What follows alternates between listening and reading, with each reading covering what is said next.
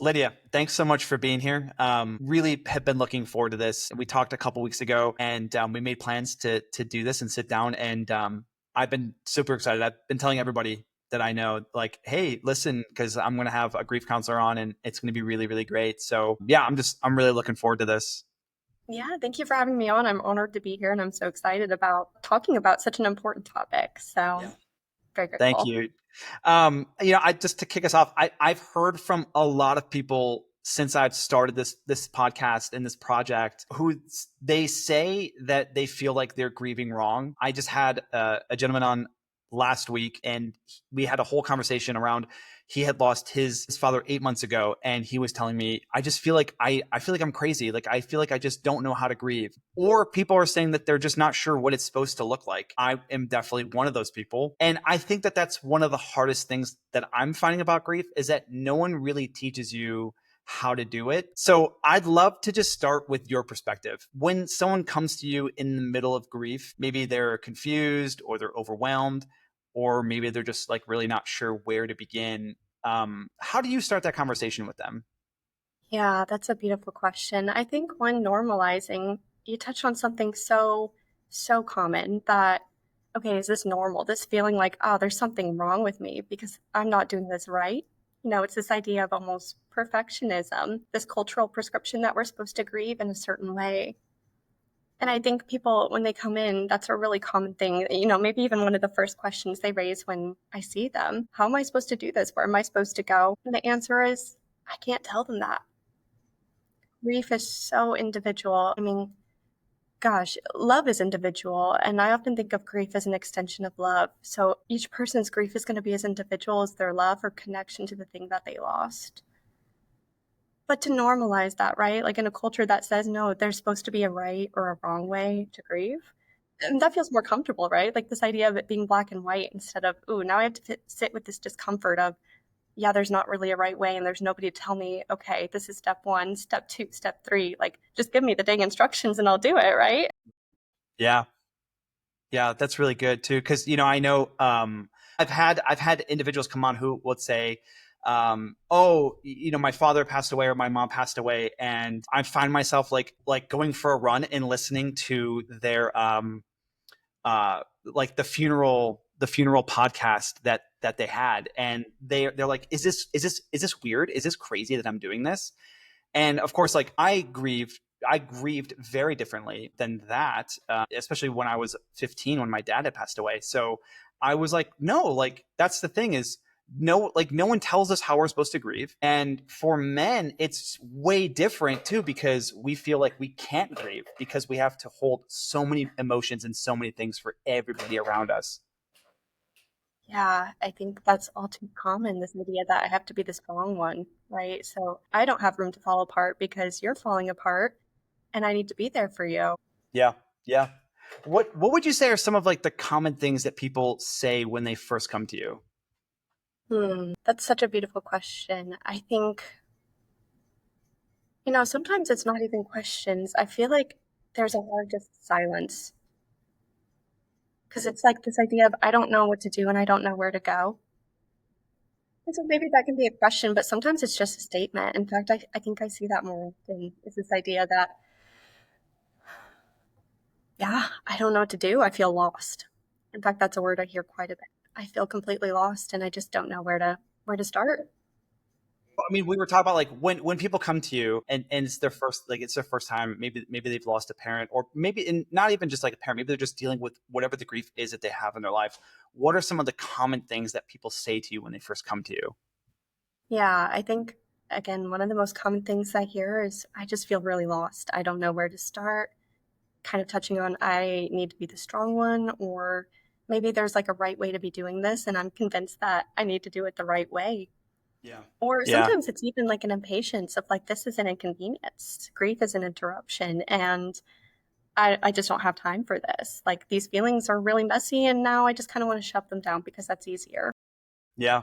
Yeah. I could 100% relate to that. Yeah. I mean, because like we all are caught up in our day to day. And so like we have like our lives are going on around us, and then it's like, and I talk about this a lot, where like grief will just can just show up anywhere. Like you could be in the Target parking lot and grief can show up. Like it has no set schedule. And I think that that's the thing that I've come to learn about grief, is that it doesn't matter who you are or where you are. It could just show up right then and there. And yeah, I think that's that's such a big thing that we don't know, or we're not taught or learned about, is how we handle grief when it happens in the most random times of your day. Do you think people expect grief to like follow a timeline or have like a right way to do it? I think even if people wouldn't acknowledge it, I think that society and culture has kind of scripts, if you will, around this, Mm. right? Like this idea that, oh, it's been a year and you're still grieving? Is it Mhm. complicated grief? Is it, is it pathological? Like, why are you still kind of in the same headspace? And so, yeah, absolutely. I don't think that there's a right timeline. Personally, my opinion is, you know, again, grief is so individual. What your attachment to the thing you lost is going to be very different from one person to the next. Your nervous system is going to be very different from one person to the next. So there's no right way or right timeline or point where you should be over your grief. Mm, But that's yet we really good. That that is so good. Yeah, because I can speak on like my experience of my dad at 15 and my mom at 26, but like 10, like 11 years apart. So totally different headspace, mind space. Life is totally different from 15 to 26. And my grandparents were grieving the loss of their son while I was grieving the loss of my dad, who at the time was my only parent. And I kind of remember feeling like, what is it that they would say, like, oh, time heals all wounds, and like it's like yeah, it's such a cringy thing to hear, because when you're grieving something, like whatever it might be, time does not always heal wounds. It just doesn't. And I think it yeah, I think if there's anything that somebody needed to hear, was that, well, I think some people need to hear two things. One is like, if someone is publicly grieving, we should probably be respectful of that. And maybe there's some things that we don't want to tell people, right? Like how to help them grieve. And then, of course, those that are grieving, that like it's okay. However long it takes to grieve that thing, like time is, you have all the time to do that. There's no set time frame of like, when will I be done grieving this? Absolutely. And, I often tell my clients, time doesn't heal the wounds. It's what you do in that time, right? So, like, if That's you really got like a good. cut on your arm, you can just let time heal the wound, and most likely it will, but it might leave a scar. But if Mm, you apply some Neosporin and a Band-Aid and you really take care of that wound in the time that goes by, you're going to have a lot more healing happen. And it's the same way with yeah. grief. What we do in Yeah. the time that passes, that really, really counts. That is really good. I like that. I love that analogy. Yeah, that really sticks with me. You had mentioned the rule of thirds. I've never heard this before. Could you break that down for me? Yeah, of course. I was very excited to come across this. So this is from Dr. Alan Wolfett. I can't take credit for this, but he is a grief and caregiver expert out in Colorado. He released several books on grief, and in one of them, he talks about his rule of thirds. And this is observational, kind of anecdotal evidence, if you will. But he noticed that people's support systems in grief kind of tend to fall into thirds. One third you can expect to be kind of neutral. And we all know these people, right? Like, I'm so sorry you're grieving over there. See you on the other Mhm, side. mhm. Then you've got the negative third. And these are the people, and this can go a couple different ways. Sometimes this is a complete ghosting, right? You just don't hear from that person at all. They just kind of remove themselves from your life, if you will. It can also be the toxic support that we hear, like, at least you still have another child, or at least, and those statements are rarely helpful, like we touched on earlier. And then that last third is that positive support, the type of support that shows up authentically, continually, because grief is a journey. And so you don't want people who just show up at the beginning, but all the way through. So Right. those last third are really the people that you want to count on. But when I first heard about this, it kind of blew my mind. I was like, wow, this idea that you can expect roughly 67% of your support system to kind of pull away or be completely absent. Wow. That's secondary loss. That's a That's a lot. big one. Yeah. Yeah, that's a lot. No, it's huge. And, I think that can further exacerbate these cultural messages about grief being wrong or messy or inconvenient. So unfortunately to the griever, that can feel like more than just the loss of friendships and relationships that were dear. It can feel like a lot of pain ultimately. Wow. That's such a high statistic. I would have never thought 67% will just like disappear. Yeah, it's staggering. Wow. How does that framework, in your experience, how does that framework help people who feel like they're stuck or they're not doing it right? I think having knowledge about the rule of thirds can be really helpful in normalizing. Because, again, kind of like what we talked on, this idea of grief, I'm not doing it the right way, or is this supposed to happen? But just knowing that this could happen, it's really sad. And that in and of itself is worth grieving. But it also normalizes the experience. It doesn't make it depersonalizes it, right? So the griever, now it's not, oh, there's something wrong with me. It's, okay, I can expect this to be kind of normal in grief. Yeah. Um, I I like really am I'm really resonating with a lot of this, right? Just from like past experiences, and like not even like death grief, but like grief and like in general, like a lot of life events that have happened in my life that were outside of death, like just like realizing like wow, like that is so true. Like the 67%, I would have never thought, and now that I kind of look back to it, I'm like wow, yeah, like there like this thing happened in my life and a lot of people kind of just like fell off, which and it's so interesting because you would think that I think of it as like and maybe I do this and I don't even realize I do this, but I think like I would think if you knew somebody and something happened to them that like was really sad or had a huge impact on their life in a negative way, that you would not leave their side, that you would just naturally stay with them, but it doesn't seem like that's really the case. Right. Yeah. It seems kind of counter to what you'd think, right? But Mhm. our brain is really wired to do two things: one, to keep us alive, so survival, and two, to Mhm. keep us free from pain. And the thing about grief is it's inherently painful every time. I can't think of a grief where there's not at least some level of pain involved. So to witness that so deeply in another person feels threatening and scary to our brains. And our brains do this natural, completely natural thing where they're like, I don't want anything to do with that. Like, I have to Yeah. kind of, give some space. So I want to, I think that's important to normalize, even Breathe. for grief supporters, to know, okay, if I'm doing this thing where I kind of want to distance myself, even a little bit subconsciously, right? Like I may not be aware of it, that's normal. And that's our brain just trying to protect us in something that feels scary and ambiguous and really just very painful. Wow. Yeah. How would you say that grief affects someone's identity? So if we want to like switch gears a little bit and talk about like the identity of with grief, especially for caregivers or people who've lost someone central to their life. Like what shifts have you seen in how people view themselves after loss? Yeah, I think I see kind of two extremes. A lot of things we see in counseling fall in extremes. So sometimes people get really, yeah, Yeah. sometimes people get really attached to this identity of grief. Mhm. I'll always be a griever. I'm always, the first example that comes to mind is somebody losing a child. I'm always so and so's mom. Or it can go kind of to the other extreme where it's like, I'm not grieving, things are great, everything is fine. Where we want nothing to do with grief, we don't want to identify with it. We're kind of playing that avoidance game. And so then when, it's still a part of someone's identity, grief is a relationship at its core. It's not a relationship we asked for, but it's a relationship that's going to be with us for the rest of our life. So for me, it's not about how somebody moves through their grief, but how they relate to their grief. Do you feel that there's like an in between identity? Say more on that. Well, so you have somebody who's on, I mean, is it always that like we're either on either side of the spectrum, either we're like I'm always going to be grieving or oh nothing, everything's fine. Do you normally find people are always on either side of the spectrum, or do you feel that there's maybe like an in between that we're seeing? Oh, I actually love this question a lot because I think in therapy, that's really what we're doing is we're trying to find that middle path, right? Like our life can't be grief, grief, grief all the time.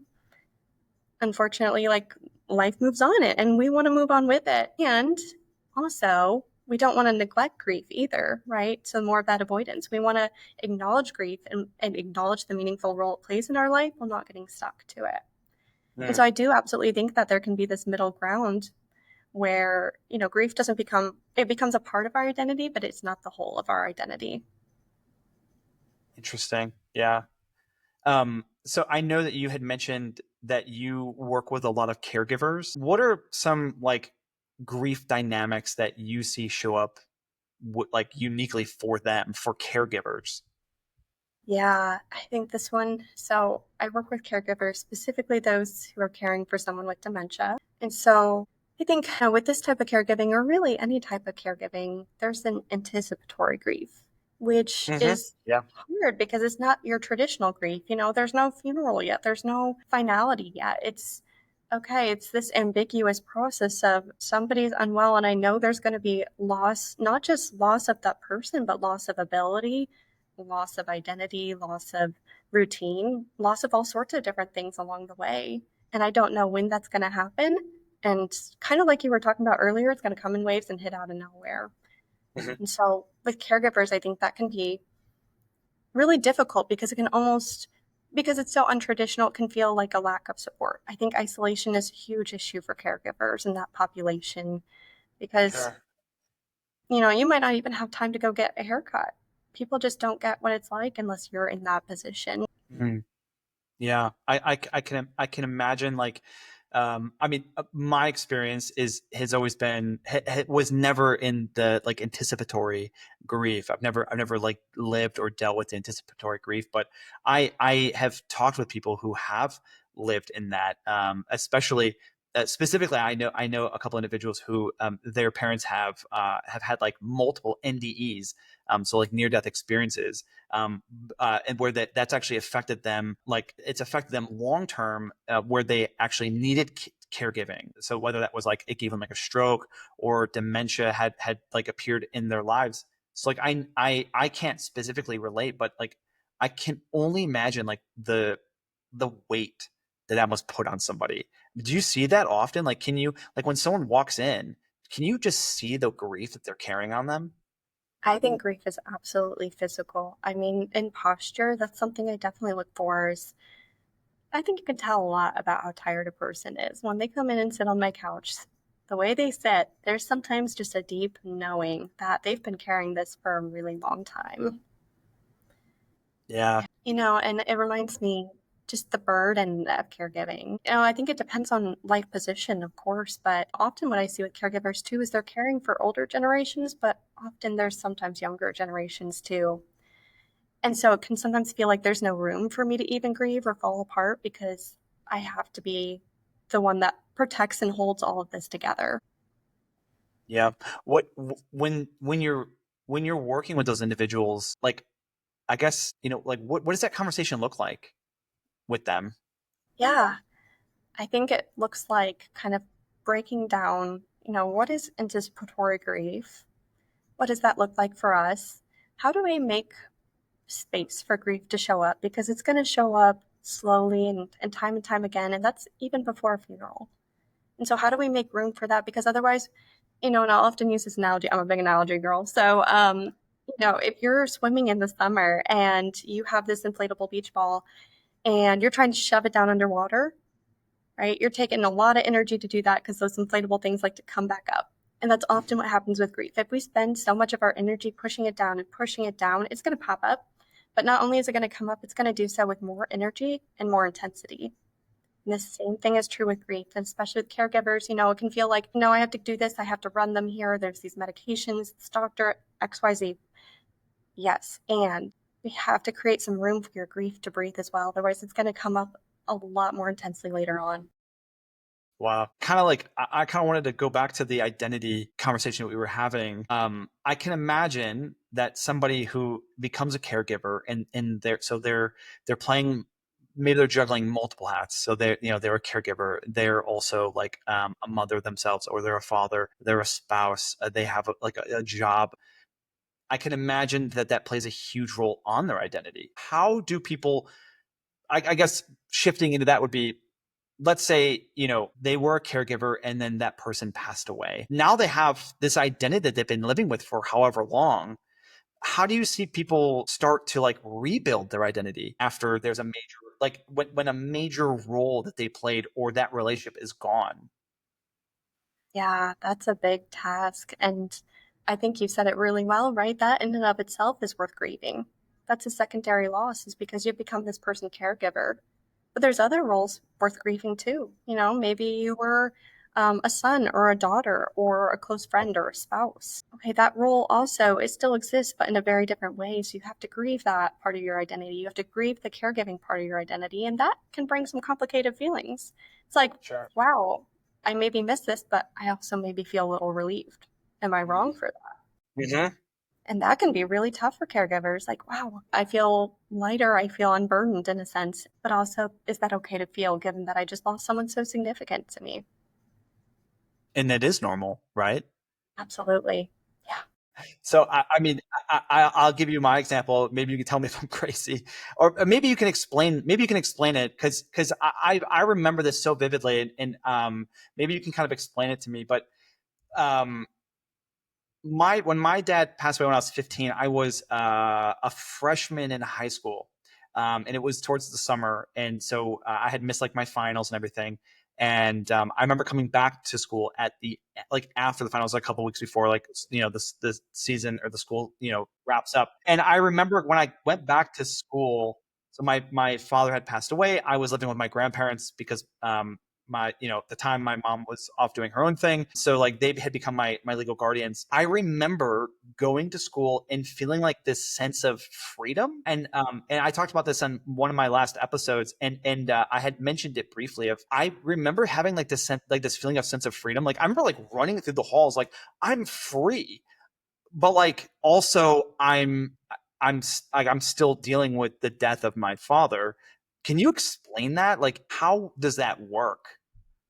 Yeah. I don't know if I can explain it on like a brain-based level, if that's what you No, of mean. course, no. Like on a like I'm like on a grief level. Like, Yeah. what is it? Like, what am I working through that makes me just have this feeling of like I'm just free?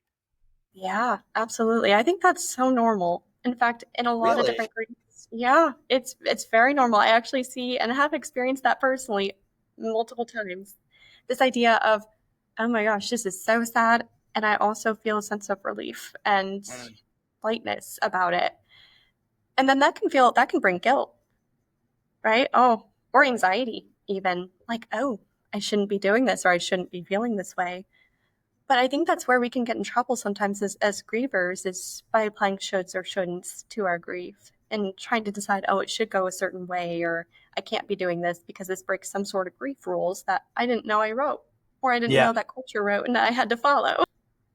I had no idea there were rules around it, and here I am breaking all of them, and I didn't even know I was doing it. Yeah, wow. I mean, I remember it so vividly too. Just thinking like the funeral had already happened. I had cried. I felt like maybe I had grieved it, and then I go back, and it's like, okay, well, I'm 15. I think for me it was like I don't have to answer to anybody anymore. I'm free. I don't have anybody to answer to. Of course, that's not true. And so like what do you tell people that are feeling that? Like how do you work them through that?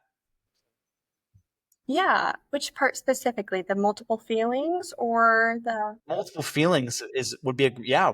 yeah, multiple feelings. Yeah, I think normalizing it. In fact, most of our experiences are both and, but a lot of times we limit it to one because that feels comfortable. So expanding someone's emotional vocabulary. Hey, what am I feeling? You're feeling more than one? Okay, normal.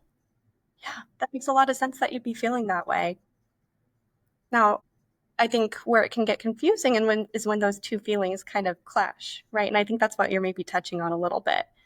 Okay, relief and also sadness. How can those two coexist at the same time? And that's when it feels really difficult.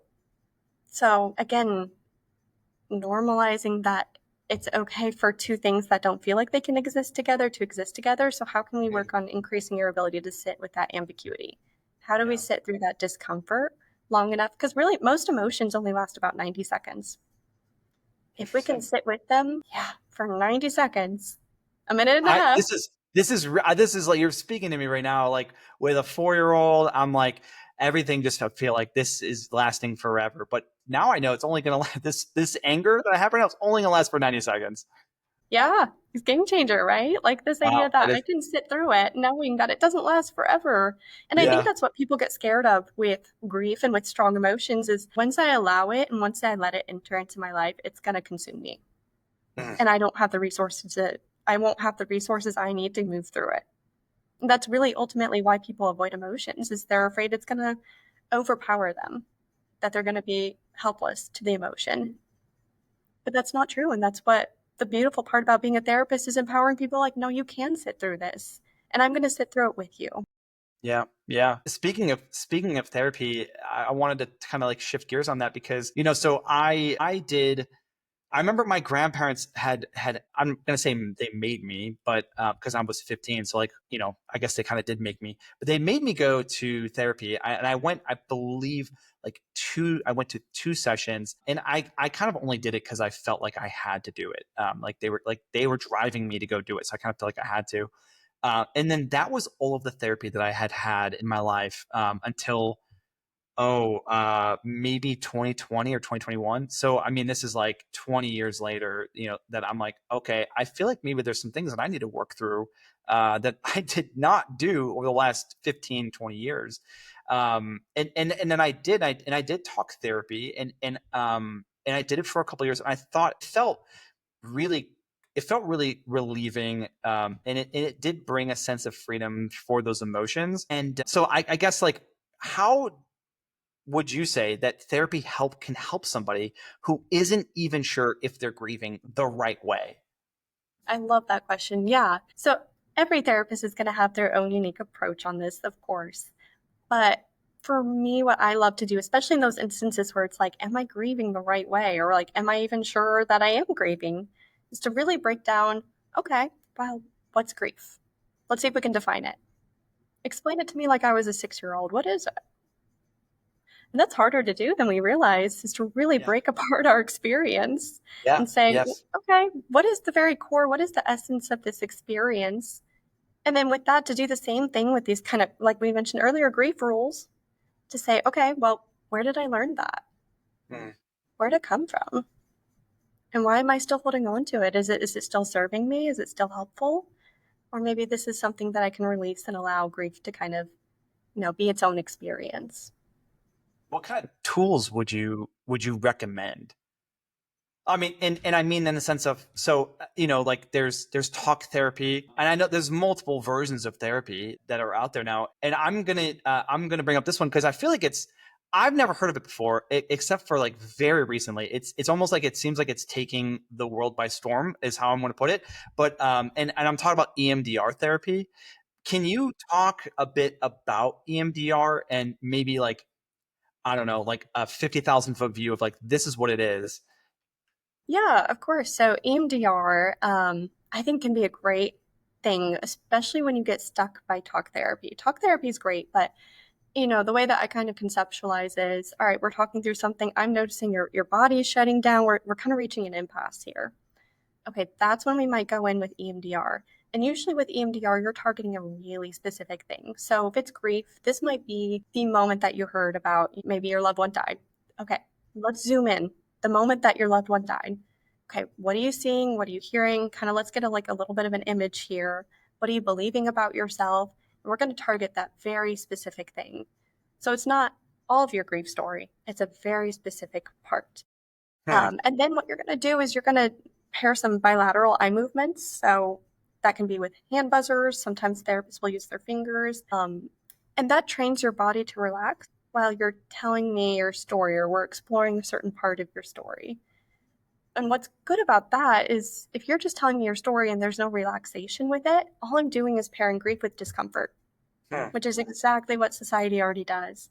That's exactly what you're already walking to my office already doing.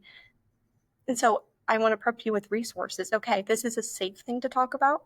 Of course, with EMDR and bringing up safety, it is important to know that that person has the ability to go there, that they feel safe enough to do it, because it can be more of a, I loved how, when I took the EMDR training, the trainer put it, she says, the bulldog of therapy. And so Wow. it is Okay. a little bit more intense in the fact that it's more body based, whereas talk therapy is more cerebral. And so even actually, I love this. There's Dan Siegel has this model of the brain, It's a really helpful way of thinking about grief, and even trauma is very similar. So if you take like your hand and you fold your hand over your thumb, the top part of your hand is going to represent your prefrontal cortex. This is where your thinking, your judgment lies. Underneath, you've got more of your emotional part of the brain. So when you're grieving, this prefrontal cortex, it kind of goes out the window, Hmm. leaving you to deal with your basically your fight or flight and your emotional responses. It's instinctual. Hmm. And so that's what EMDR does. It taps into this part because talk therapy is up here. It's not going to work. Your prefrontal cortex is gone, so at least momentarily. And so EMDR is going to tune into that body based response. And I think that's what is so helpful, especially in like traumatic grief, or even just grief that feels stuck. I wanted to kind of talk about like the stuck part is like when do you feel that somebody is ready for EMDR? Yeah, I think, okay, so EMDR is good when somebody is one, feeling safe enough in their relationship with me to be able to go there, two, feeling safe enough with their own emotions and body. So there's quite a bit of prep work to go into that. In fact, sometimes some people are never ready for EMDR, and that's okay. But we need to, otherwise, if we're not able to do that prep work, what we're going to see is we're going to get in the middle of EMDR and you're going to dissociate on me. You're going to have some protectors come out that are going to be just really strong. They're not going to want to let me get to your grief, essentially.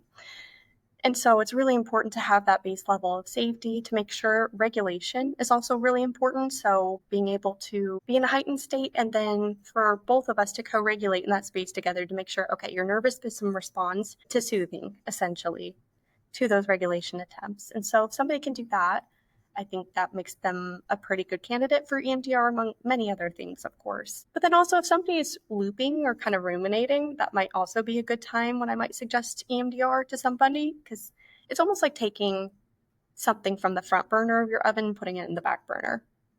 Could you give an example on that? On the looping or the burner? Yeah, I've never heard that before.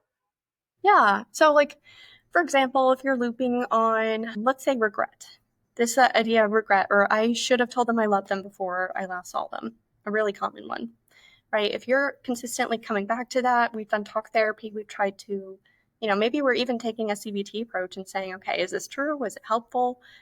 But we're still coming back to that every time. Okay, now I'm thinking, all right, there's a disconnect between what you know logically and what you feel in your body. So again, that's when I'm going to go in with EMDR to the body to say, okay, let's get these two on the same page because logically this is true, but you're not feeling it. And so let's get these two to talk to each other.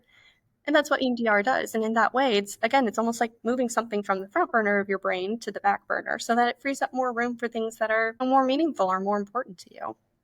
Yeah, yeah. Okay, that makes a lot more sense. I'm thinking in my own as you're explaining, I'm thinking, do I loop now? Like I always go back to the one thing. Like if I have a conversation, I won't do it here, but because I'm not feeling emotional right now. But like if I'm explaining or telling somebody the story about like the story about my father and the loss, there's always one part that will completely set me off, and that is always the good night story, which is my dad was my best friend. He was our only parent, and I remember going to bed that the night before he had gone to the hospital. And my brain, it's like I'm there, and I'm like, is this me looping? And it's like I remember the specific time of him laying on the couch, and then me saying, "Good night, Dad. I love you," which was so weird because we never really talked like that. We loved each other, but we never really were like, oh, "I love you, son." Like, "I love you, Dad." We didn't really have that kind of like relationship. But it was like I just said this, and then he said, "All right, good night, son." And then I went to bed, and that one moment will always get me. Like if I'm explaining something, I'm like, that's gonna be the moment that like I'll just start weeping because I'm like, it I can literally pull myself into that moment of time. Is that like an example of looping? It could be. It could be that your brain is kind of, you know, maybe something feels unfinished about that moment, or it could also be just something that you hold really dear of like, wow, this was different in my relationship with my dad. We never talked about emotions, and now this is so significant, and especially all the more so with the loss right after. And so, it's as individual as they come, and really Yeah, work with the therapist, I feel like, is what allows sure. that discernment. Sure, yeah. How would you say EMDR can help somebody become unstuck? Yeah, that's a good question. Again, I'm kind of going back to my metaphor as well as that association that I talked about with grief and relaxation, right? We're training the brain and the body to basically create new neural pathways in the brain. And so that's essentially what EMDR is doing is so now I'm learning that this doesn't have to feel so scary to talk about, or maybe this is a new way to think about it while I'm also doing the eye movements and that the eye movements, I don't know if I said this earlier, activates your parasympathetic nervous system, which is the part of your body that helps you to calm down, rest, and digest. Interesting. And so you're relaxing while you're also visiting some really painful material. So you're essentially, EMDR creates a container to talk about really hard things. It's Okay. great for when you get stuck because it can move you a little bit further than that talk therapy. That is fascinating. I feel like I feel like I've learned a lot about it. I know some individuals who have gone and done EMDR for, like you said, very specific things. And I was very curious about, I've never heard of that. Maybe I should do EMDR. I just feel like maybe I should do it. But that's so fascinating. But narrative therapy is a big part of your work. Can you explain that a little bit? Like on the whole, like what is narrative therapy? Yeah, narrative therapy makes use of story, right? So what really drew me to this modality was just how powerful stories can be. And I think that everyone has a grief story. And a lot of times what happens, we've alluded to rules, we've alluded to cultural scripts, we let other things write our story. Other people, other forces in society, and then we end up living this grief story in shoulds, right? Like, I shouldn't be feeling this way, or this isn't normal. It doesn't allow us any agency in our grief. It doesn't allow us to create meaning from our grief. In fact, it contributes to getting stuck because we then put grief in this box saying, if it fits this experience, this small little box, then it's okay. But if it doesn't, then I must be doing something wrong and it's about me. Okay. Do you couple those? Would you couple those together? Would you do like talk therapy and then you would move to narrative therapy, or would you start with talk therapy to get them feeling comfortable and then comfortable with you, and then would you shift to narrative before you do EMDR, or is like one of them a last resort? I think that's, yeah, a great question about kind of the sequence. So, narrative therapy is a type of talk therapy.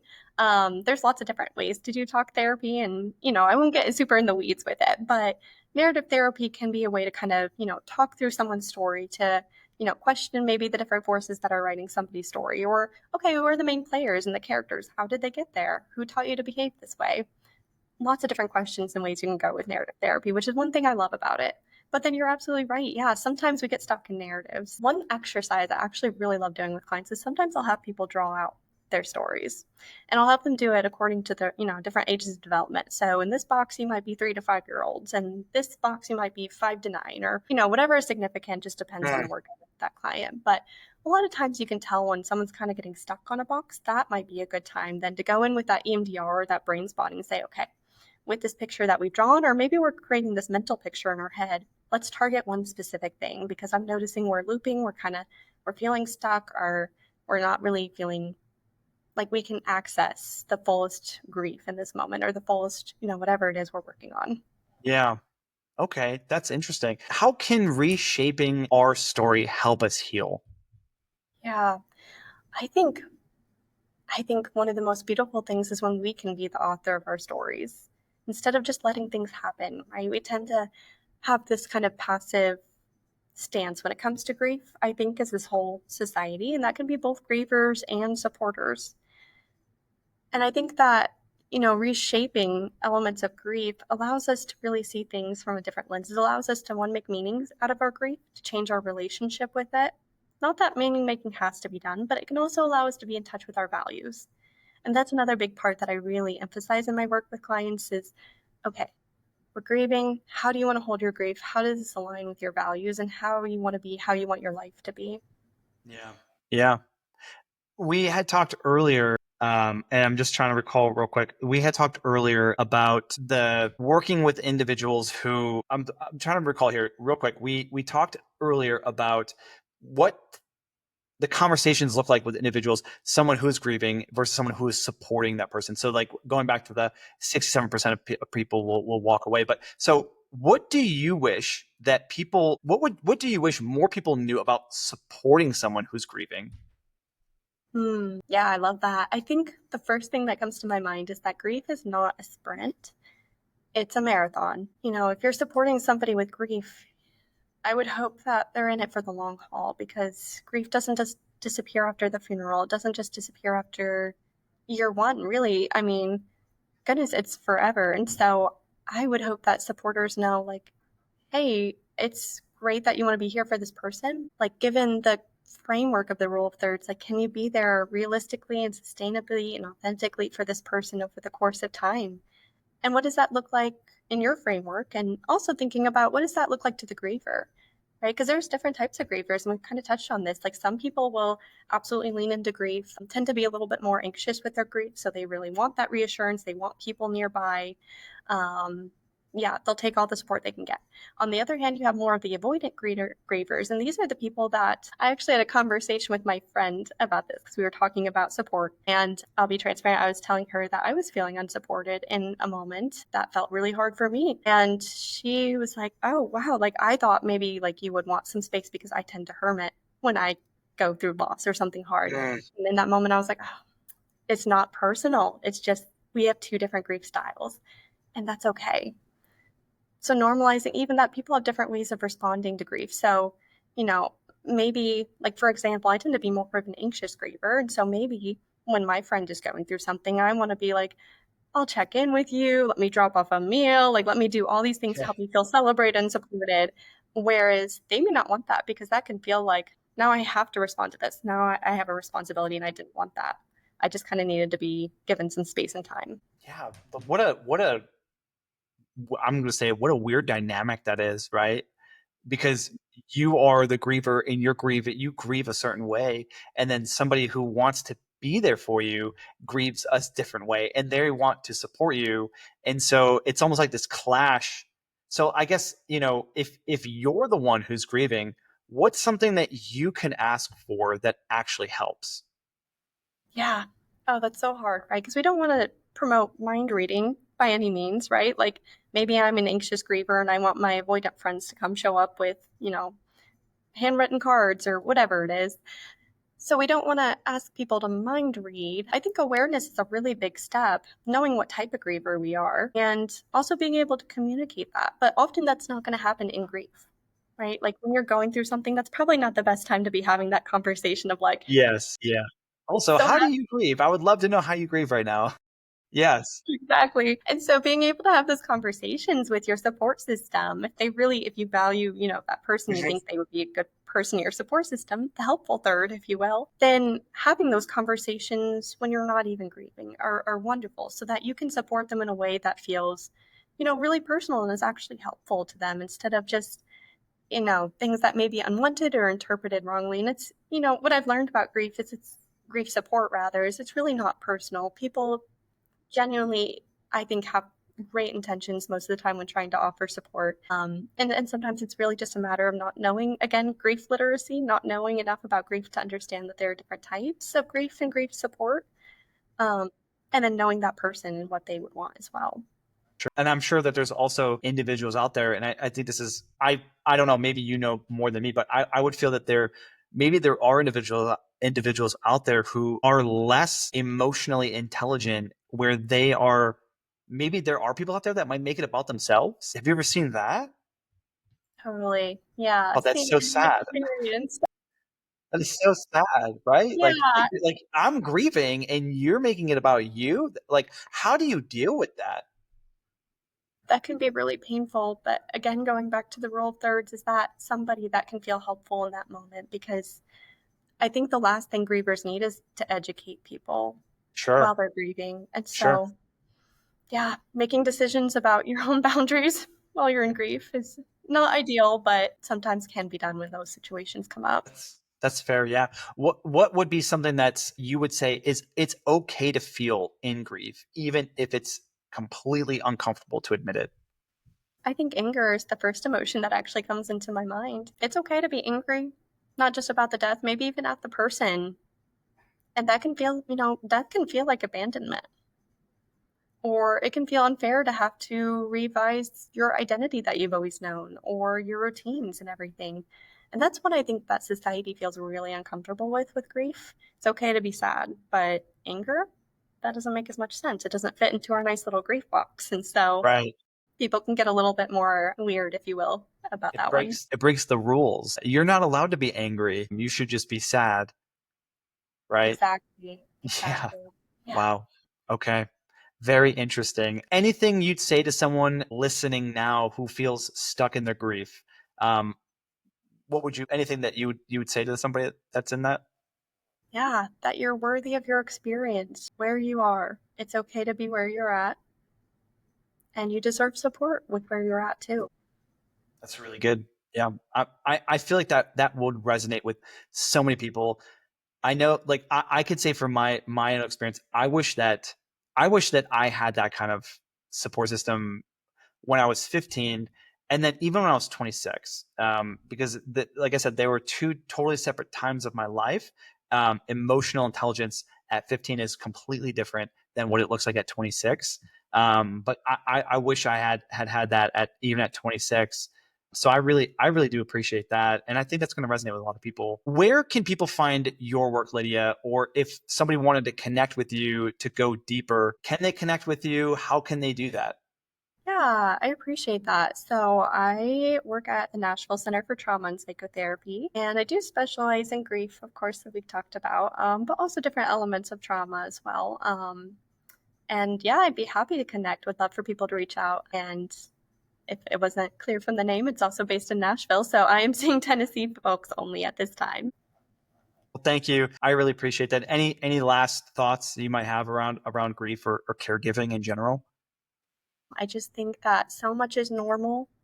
It's okay to not know. It's okay to sit with that ambiguity. Um, and that could be painful, just that even the idea of sitting in the ambiguity, but that's okay. That's part of the process, and it doesn't mean you're wrong or bad for doing that. Love it. Thank you, Lydia. Super helpful. I'm so glad we got to meet, and thanks for coming on. And I really appreciate your time. Oh my gosh, of course. Thanks for having me. I appreciate Of it. course. Yeah, thank you.